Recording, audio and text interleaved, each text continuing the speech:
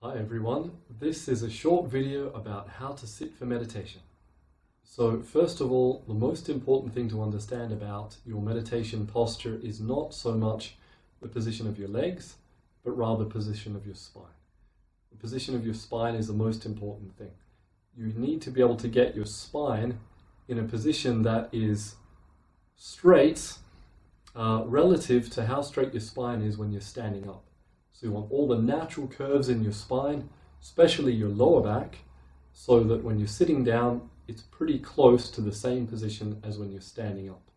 The reason for that, two most important reasons why you want your spine to be naturally aligned and straight in your sitting posture. First of all, you want to be able to breathe naturally. That means breathing with the movement of your diaphragm.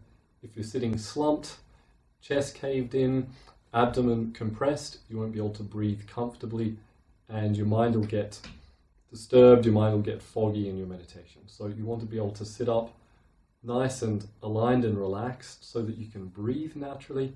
Secondly, you want to be able to relax really completely in your meditation posture. And what that means is allow your spine, which is designed to take the weight of your body, to stack one vertebrae on top of the other and hold your body weight while all of the muscles of your limbs and all the main muscles of your body can relax completely so that your mind isn't getting occupied with tension in your body while you're trying to concentrate and meditate.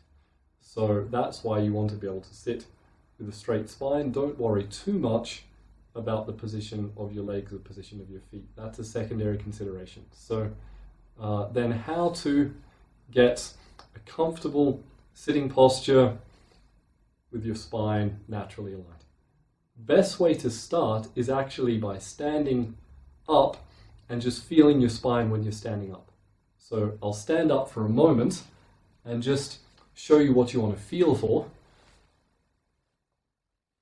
So what you want to feel for is the position of your lower back while you're standing. So most people have a slightly backward bend, a slightly concave inside curve of the lower back when they're standing. You want to feel that while you're standing normally, not straight like a soldier, but just comfortably. Feel the position of your lower back, get an idea of that position, then come and sit down.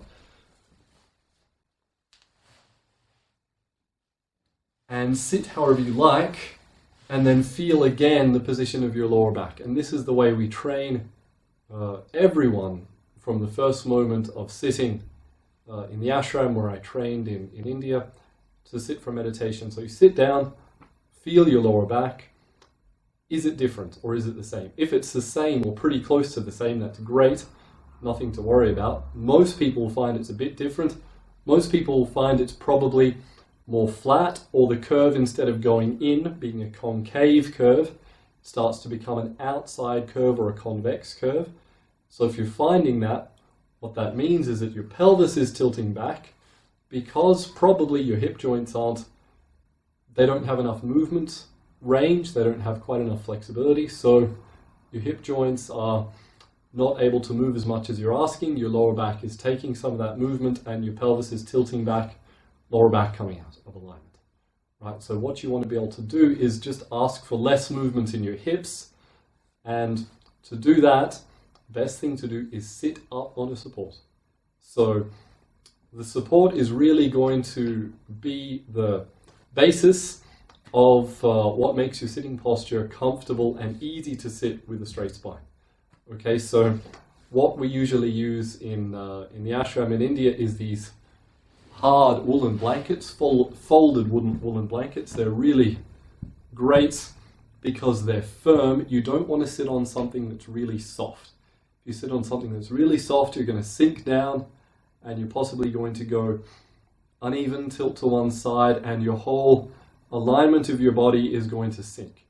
So you want to sit on something that's soft enough so that it's not hurting you if you're sitting for a long time, but not so soft that you're going to sink down. So something really pretty firm, like a hard woolen blanket, military blanket, or a hard packed cotton bolster, something like that is going to be good. So then what you want to do, get yourself enough height Now, that's something to experiment with for a long time. You really need to find out the right height for you. But a good basic judge for the beginning is if you are going to sit on the floor, you don't have to sit on the floor, but we'll start with sitting on the floor. So if you are going to sit on the floor, then how to judge how much height you need out of your blanket or bolster. So just sit cross-legged in any kind of regular, comfortable cross-legged position, and then see the distance between your knees and the floor. And however much distance you have that your knees are just naturally hovering, you'll probably need at least that much distance between the floor and your sitting bones. You need to sit up on that much. So measure that and take at least that much height, if not a little bit more. So then what you want to do, you get your height organized, you sit up on the edge of that height, and start in this position. We'll start with a posture called Sukhasana. Now this is a really good way to start. A Sukhasana is relatively easy and comfortable for most people to start if you are going to sit on the floor.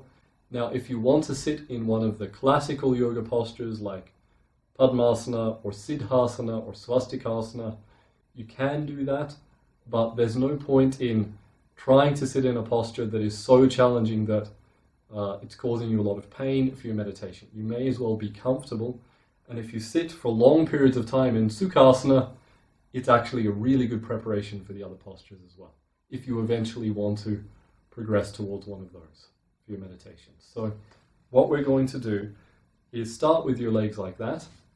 Pick one leg. Now it doesn't matter which leg. It can be easier to pick, if you have one side that's more flexible than the other side, then pick the side that is a bit less flexible in your hip joints or in your knee, and bring that side in first, because you'll be asking for a little bit less movement from that side. So I'll bring my left side in first. You want to bring the heel of your foot towards the center line. Now it doesn't have to come in the absolute center. If it comes a little bit off center, it's okay, but as much as you can. Then see if your knee comes to rest on the floor. If your knee comes to rest easily, great, wonderful. If your knee doesn't come to rest easily, shuffle yourself around, see if you can get it to rest. Shuffle your hip joint around. If you can't get it to rest, try a little bit more height. Okay. So then what we're going to do with the other leg is bring that heel also towards the center line. Okay, so same as the other foot. If they come in a line with each other, great. If not, do it as much as you can. If one's a little bit off center, it's okay. It doesn't have to be perfect to start with. Okay, so bring them as close as you can into the center. And from there, we're going to do a movement, play with the movement of our pelvis, our hip joints, and our lower back. Right? Because what we want is we want to get a similar position of our lower back to when we were standing, if you remember. So what we'll do is we'll rock our pelvis forward and backwards.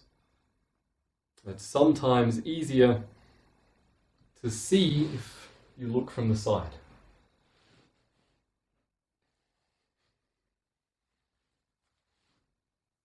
So you just try to rock your pelvis forward and backwards like that. So what you're doing is creating more of a concave cave in your lower back, and then making it less, and more and less, and more and less. Do that a few times until you get the feeling of it, you're comfortable, and then what you can do is come to as far forward as you can comfortably, as far forward as you can, and then back off just a little bit. Right, so as far forward as you can, comfortably, without hurting yourself, back off a little bit. For most people, that will probably be the right position of your lower back. Okay.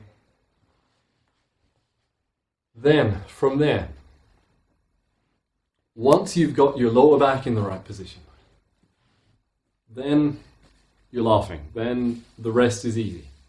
Okay, so you've found, feeling your lower back, you've found a similar, almost the same position as when you were standing.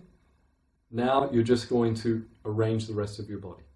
So for that, you can roll your shoulders back, open your chest, but then don't hold tension in your shoulders. Once you've rolled your shoulders back, then just relax. Let go of everything. Let go of all the weight of your arms. Let your hands come wherever they come to, either on your knees or on your thighs. Then finally you want to just take care of your head and neck. See if you can get your head and neck in alignment with the rest of your spine. One thing that can be helpful for that is to feel as though you have a very fine, slender thread just drawing the crown of your head, top center of your head, very gently up towards the ceiling. Not as though you're trying to force your neck up to the ceiling, but rather that there is a force from above that is very gently drawing the crown of your head up, and you're just allowing that to happen.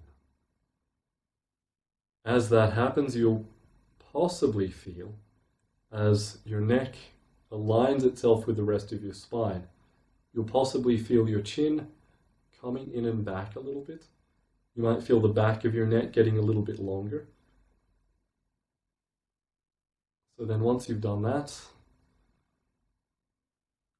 feel yourself as balanced and centered as you can.